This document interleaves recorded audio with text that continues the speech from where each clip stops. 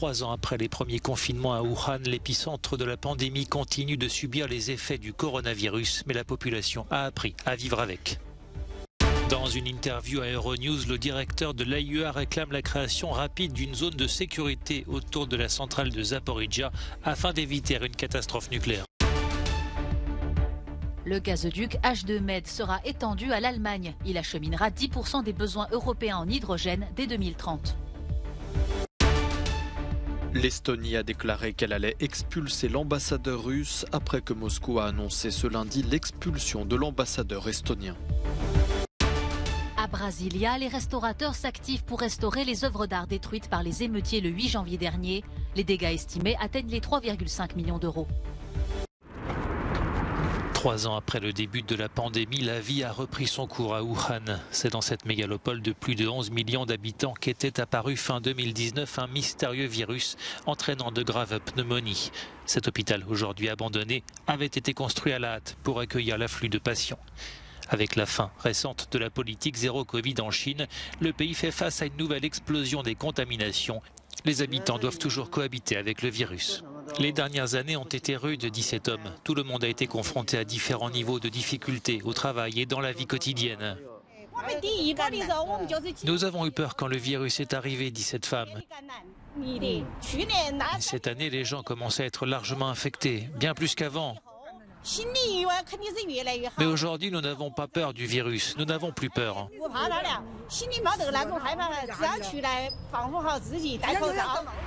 C'est dans un marché de poissons que le virus serait apparu en 2019. La fermeture du site et des confinements stricts des habitants n'ont pas empêché sa propagation en Chine, puis dans les pays voisins et enfin dans le reste du monde. 3 ans après, on recense plus de 668 millions de contaminations et plus de 6 700 000 morts à travers le globe. Depuis la fin des restrictions en Chine, le nombre de décès se multiplie, plus de 70 000 depuis début décembre, selon les autorités.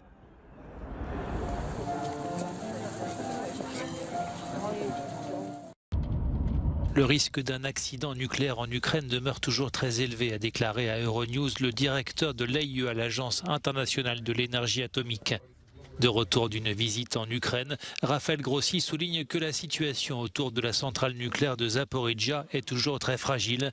Il espère obtenir rapidement un accord pour l'établissement d'une zone de sécurité autour du site afin d'éviter une catastrophe nucléaire. Une catastrophe nucléaire pourrait arriver à tout moment. Il y a eu des périodes où cette centrale a été bombardée, attaquée directement. Il y a encore beaucoup d'activités militaires autour du site. Il n'est donc pas exclu que des bombardements se reproduisent. Vous savez, c'est la guerre. C'est une vraie guerre. Et donc malheureusement, on peut être d'accord autour de tables de négociation, mais ensuite, à l'extérieur, il pourrait se produire quelque chose d'autre. C'est pourquoi nous sommes si inquiets. Je suis si inquiet. Et je pense qu'il est particulièrement urgent d'établir une zone de protection autour du site. Une équipe de l'AIEA est sur le terrain en Ukraine pour surveiller la plus grande centrale nucléaire d'Europe qui ne produit pas d'énergie actuellement mais fonctionne toujours à faible niveau. Raphaël Grossi échange avec Kiev et Moscou pour éviter que la situation ne s'aggrave, mais le dialogue est délicat car les militaires sont impliqués dans les discussions. Le directeur de l'AIEA doit se rendre à Moscou au mois de février. Évidemment, je dois parler avec les deux parties. C'est un site ukrainien, mais il est sous contrôle russe. Je dois donc m'assurer que chacun comprenne ce qui doit être fait et ce qui ne doit pas être fait. Mais je pense qu'il ne serait pas impossible de convenir qu'un accident nucléaire à Zaporijia ne serait dans l'intérêt de personne. Raphaël Grossi a discuté de cette situation avec ses homologues européens à Bruxelles. A également été évoqué le dossier du nucléaire iranien alors que les négociations sont au point mort. Garante de l'accord de Vienne, l'AIEA souhaite garder un canal ouvert avec Téhéran pour clarifier les informations recueillies sur l'uranium enrichi. J'espère vraiment que l'Iran répondra à notre appel et que je pourrai me rendre sur place et renouer le dialogue au niveau politique pour m'assurer que rien ne se passe là-bas qui déstabiliserait une région déjà instable.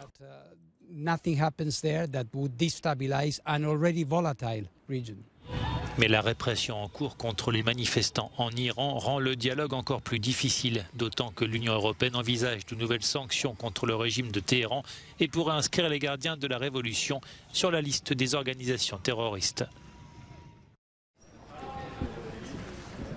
C'est une nouvelle étape dans la stratégie énergétique européenne. Le projet de gazoduc d'hydrogène H2Med, qui vise à développer l'utilisation de cette énergie sur le continent et passe par le Portugal, l'Espagne et la France, va être étendu outre-Rhin. Une annonce faite conjointement par Paris et Berlin ce dimanche. Nous avons décidé d'élargir le projet H2Med, qui grâce à des financements européens lie le Portugal, l'Espagne et la France, et sera au cœur de cette stratégie hydrogène, à l'Allemagne, qui sera un partenaire de cette stratégie d'infrastructure en matière d'hydrogène. Situé sous la mer Méditerranée, ce gazoduc transportera de l'hydrogène vert fabriqué à partir d'eau par électrolyse. Le gouvernement espagnol estime que H2Med pourra acheminer chaque année quelques 2 millions de tonnes d'hydrogène vers la France, soit 10% des besoins estimés en hydrogène de l'Union européenne. Le projet devrait coûter 2,5 milliards d'euros et doit être opérationnel en 2030. L'Estonie va expulser l'ambassadeur russe, une décision présentée comme une mesure de réciprocité après que Moscou a annoncé un peu plus tôt ce lundi l'expulsion de l'ambassadeur estonien. Les ambassadeurs russes et estoniens quitteront les pays où ils officient jusqu'à présent le 7 février prochain.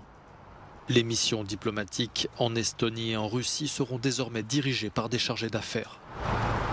À l'origine des querelles, la Russie a accusé le pays balte de russophobie totale après l'expulsion ce mois-ci d'une vingtaine de diplomates russes et d'autres employés de l'ambassade russe. Au cours des dernières années, Russes et Occidentaux ont multiplié ce type d'expulsion de diplomates, des expulsions qui se sont renforcées un peu plus encore depuis le déclenchement par la Russie de la guerre en Ukraine. Mais c'est la première fois que des ambassadeurs sont renvoyés dans leur pays depuis le début de l'offensive russe il y a un an. Des coups de pinceau méticuleux pour redonner vie à ce vase centenaire. Dans les ateliers du musée du Sénat à Brasilia, les restaurateurs s'activent pour remettre à neuf les dizaines de sculptures, tableaux et mobiliers d'une valeur inestimable, ravagés lors de l'invasion du Congrès brésilien par des partisans radicaux de l'ancien président d'extrême droite, Jair Bolsonaro, le 8 janvier dernier.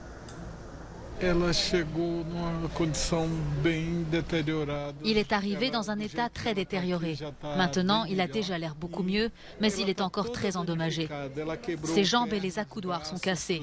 Vous voyez les deux accoudoirs, les deux jambes et le côté du dossier.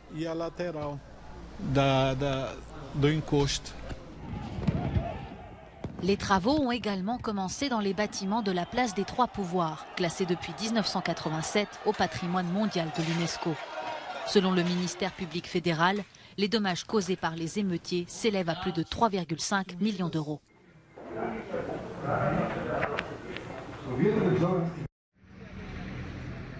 Le deuxième aéroport du Pérou à Cusco, partiellement fermé en raison des violentes manifestations qui secouent le pays depuis plusieurs semaines. Conséquence, des centaines de voyageurs et de touristes étrangers se sont retrouvés bloqués.